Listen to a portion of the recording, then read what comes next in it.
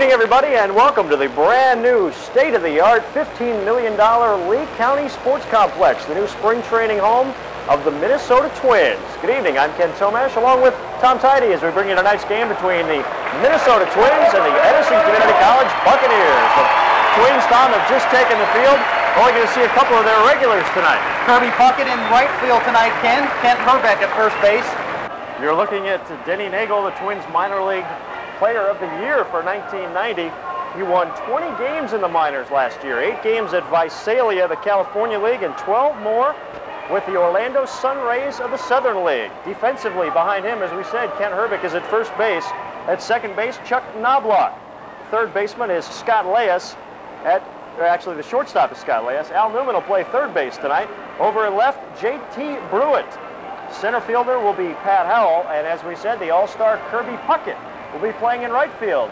Manager Tom Kelly says he's going to give Puckett a little bit of a rest this year, move him either to left or right so that Shane Mack can play center field, and he is a good one. They say Shane Mack is the center fielder of the future, along with Knobloch at second base, and of course Kirby in right field will sort of be like Jose Canseco, be able to take a breather now and then.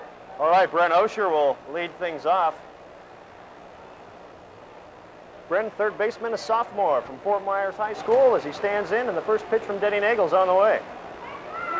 Swung on and missed. We are underway here in the first game of the Lee County Sports Complex, but as you look out on 6 Mile Cypress Ave, Tom, you see a line of cars stretching back as far as Daniels Road and maybe beyond as people are still trying to get into this ballpark. I think the good folks from Fort Myers are going to realize to make it to a Twins game this year, you're going to have to leave the house by about 5:30 to beat the traffic. Delivers, and Osher strikes out swinging. So one out here in the top of the first. Osher is down. Up next, Kent Scolomiero. Last year against the Texas Rangers, Nolan Ryan struck out 8 Bucks in 4 innings of work, but 2 guys did manage to get singles. Of course, the Bucks lost that game 5-2 up in Charlotte County. First of what the Bucks hope will be many games, a game every year with the Minnesota Twins. Proceeds tonight benefit ECC and the United Way. Everybody's a winner in that case. Scolomiero looks at a high fastball, 1-0. Nagel pitched at the University of Minnesota, so hometown guy does good as you look at the Twins dugout. Twins know that it's a long season ahead. Swung on and hit into the gap in left center field. That one has a chance. It is caught out on the warning track. Great catch by J.T. Brewitt, a non-roster player.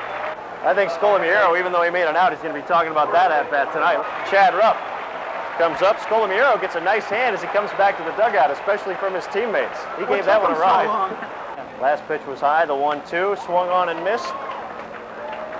And Nagel gets out of the inning with a pair of strikeouts. No score. The Bucks go down 1-2-3 in the top of the first. The Twins coming to bat. Just a beautiful night for baseball. You couldn't ask for a better opening night. Weather is perfect. Slightly cloudy skies, but still a beautiful night for baseball. The throw over, and they got Chuck Knobloch. Trey Draper picked him off first base. Runner on first, and the first pitch to Puckett is hit on the line into right field. A sinking liner. Let's see if the throw. Newman going to third. Here's the throw, and he is out of there.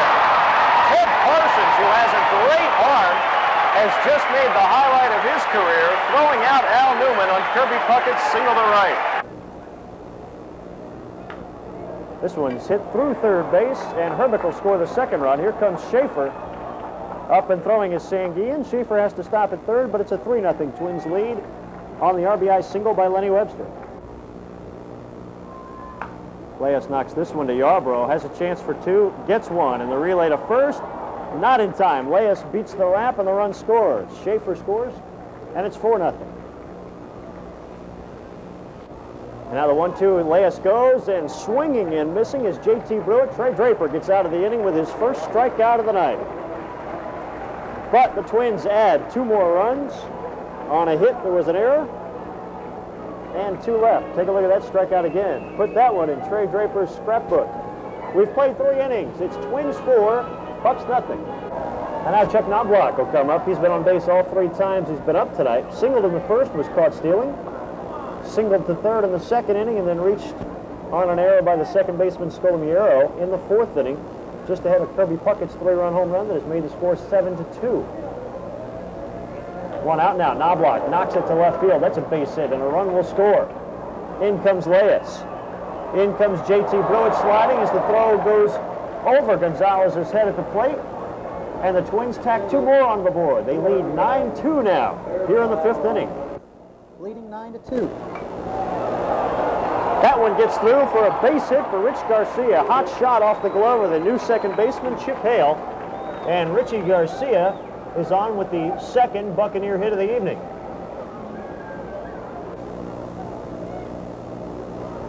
Got him, looking with a curveball inside. Nice pitch from Jeff Cindrich. Doesn't look too excited about it, though, as he just turns and walks away from the mound. That was a major league pitch.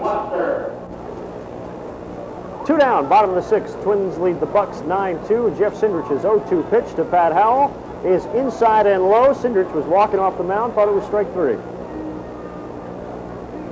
You definitely wanted that pitch, Ken. Buccaneers have been out hit 13-3 tonight. 9 runs, 13 hits, 2 errors for the Twins. 2, 3, and 3 for the Bucks. But they will remember each and every one of those 2, 3, and everything else they've done tonight. Garcia strikes out. Drop third strike by Siwa, but he throws down to Meyer to complete the out.